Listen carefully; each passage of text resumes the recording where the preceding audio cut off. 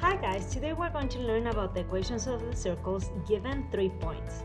So to find the equation of a circle that goes through 3 given non-collinear points, what you're going to do is any point on the perpendicular bisector of a segment is equidistant from the endpoints of the segment. Since the definition of a circle is that the set of points equidistant from a given point, okay, you have that perpendicular bisectors can be used to find the equation of a circle through 3 given non-collinear points. The circumcenter of the triangle is going to be the center of your circle. So let's analyze how to do this. Okay, so you have 3 points: negative 6,7, B is going to be 8,-7, C is going to be negative 6,-5. You have that these are 3 points of the circle. We are going to write the equation of the circle in standard form and name the center and the radius. Okay, so the first thing that you're going to do, obviously, it's going to be to draw your points. Okay, so you have that negative 6, and then you have that it's positive 7, which is here. So you have that that's A. Then B is going to be 8,-7, which is going to be over here. And then you have that C is going to be negative 6,-5. 4, 5. Okay, so you have that it's over here. Okay, so you have your 3 points. Okay, so this will remind you about a previous unit. Okay, so you have here, you connect the 3 points and you have this beautiful triangle, right? Okay, so you have here your triangle. So what we're going to do here is we're going to find the midpoint of this segment. Okay, and after that you are going to draw the perpendicular bisector, and then you are going to find the midpoint and find the perpendicular bisector, and same. The only thing, we don't need the 3. With 2 we have enough. Okay, so I'm just going to select the segments that I want to analyze. In this situation I want to analyze AB because it's the first one that comes in my mind. So you know that the midpoint of the segment AB is going to be what? You know that the formula of the midpoint is going to be x1 plus x2 divided by 2, y1 plus y2 divided by 2.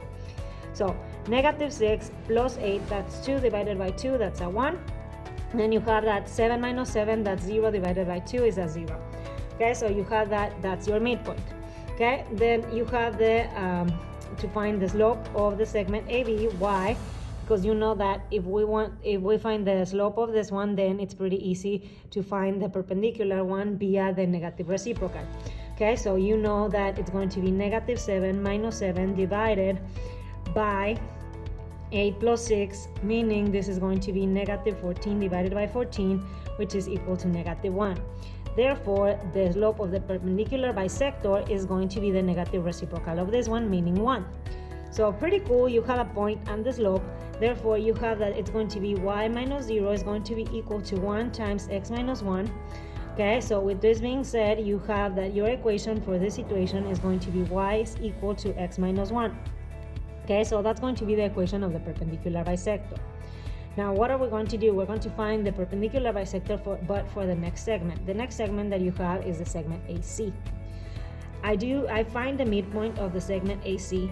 What is that? Okay, so for that one I look at this 2, so you have negative 6 minus 6 is going to be negative 12 divided by 2, you have that's negative 6.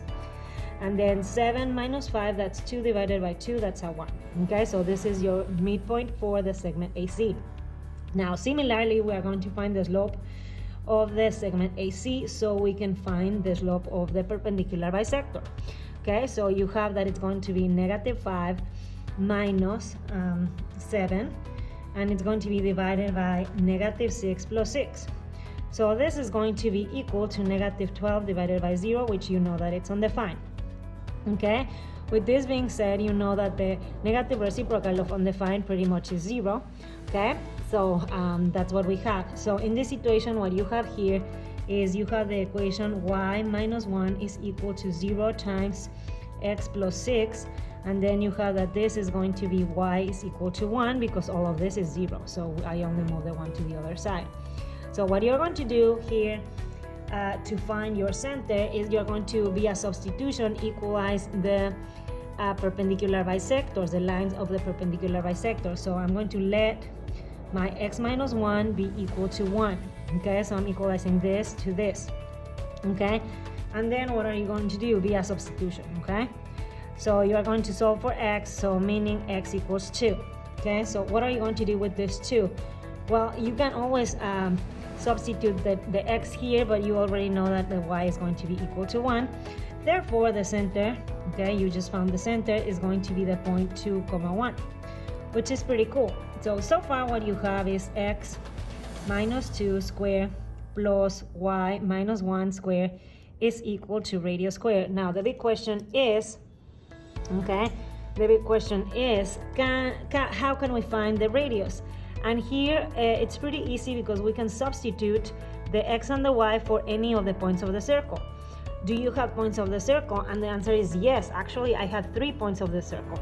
Okay, so what I'm going to do here is I'm going to plug, okay, any of those points. In this case, I'm just going to use 1 because it's the first one that appeared, honestly. Okay, so I'm going to substitute my x for the -6, so you have -6 minus 2 squared plus, you have that 7 minus 1 squared is equal to r squared. With this, you have that that's 8 squared, which is 64, well, -8 squared, which is 64, and then you have that this is 6 squared, which is 36, so you have that this is r squared. With this being said, you have that this is going to be 100, and this is your r squared, meaning that you know that the radius is 10. Okay, so you have that your equation of the circle is going to be as follows: x minus 2 squared plus y minus 1 squared is equal to 100. So you know that this circle, it has a center at the point 2, 1, and then it has a radius of 10. Okay, so if we want to draw it here, what we have is 2, 1, so it's over here. Okay, and then you know that the radius is 10.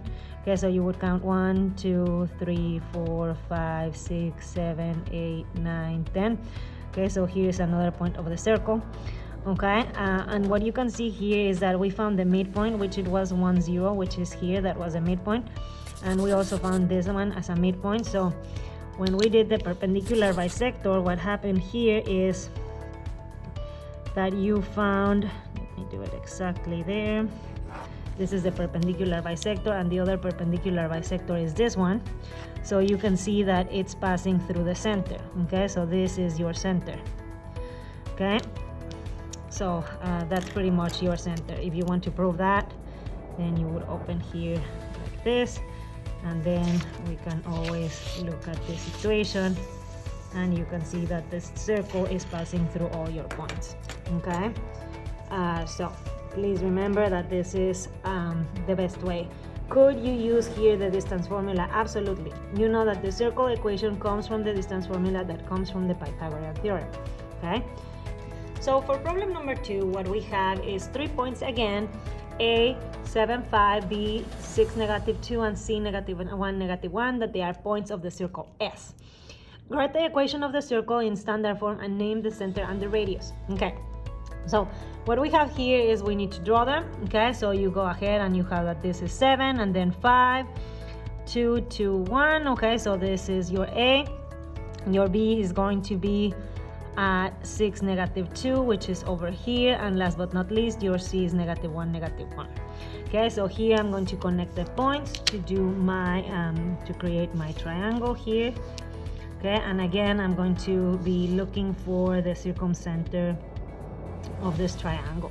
Okay, so what you're going to do here is I have AB, the segment AB. I'm going to analyze this segment.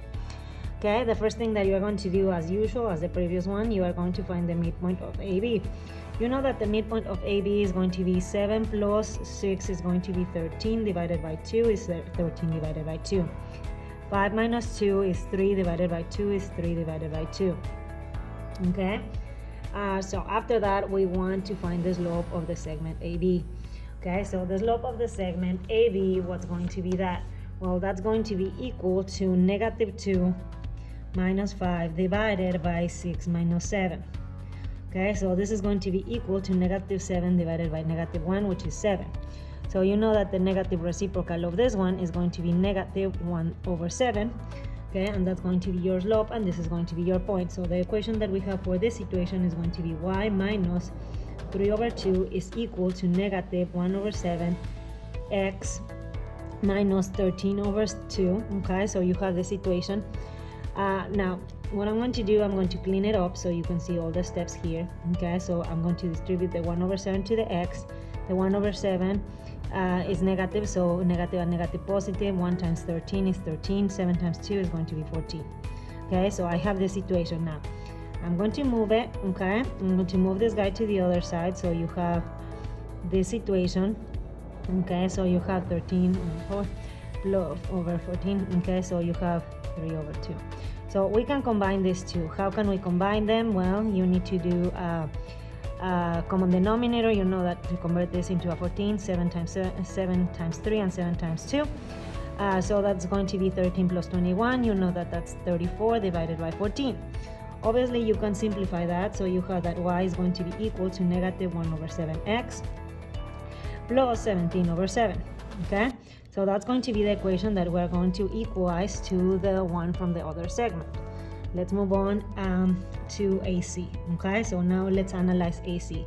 You know that the midpoint of AC is going to be the following. Let me put the other one here. Okay, so we have that it's going to be what? It's going to be 7 minus 1 is going to be 6 divided by 2, that's 3.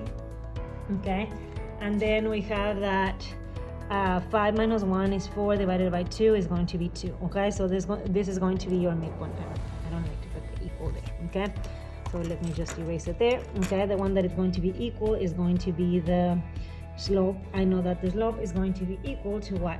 Negative 1 minus 5 divided by negative 1 minus 7. This is going to be equal to negative 6 divided by negative 8, which I can simplify as 3/4. I know that I'm looking for the perpendicular bisector, so I have that it's negative 4/3 because that's the negative reciprocal. With that being said, I have the slope and I have a point. So similarly to the previous one, you have that y minus 2 is going to be equal to negative 4/3 times x minus 2. After that, I just clean up the situation, so you have that y is going to be equal to negative 4/3x. This times this is going to be positive, and the 3's cancel, so you have just a 4, and move the 2 to the other side. So you have that your equation here is going to be y is equal to negative 4/3x plus 6. So I'm going to equalize this one and this one. Okay, so I let my negative 1/7x plus 17/7 to be equal to negative 4 divided by 3x plus 6. So now we're going to solve for x. Okay, and this again via substitution. Remember, I'm doing this via substitution. So what you're going to do here is I pass the x's to one side, having negative 1/7x on this side. We move this one to the other side. Okay, similarly I have the 6 here, and I move the 17/7 over here. Okay, when I do this common denominator, what do you have? With common denominator, you do know that you have 25x divided by 21, and this is going to be equal to 25 divided by 7.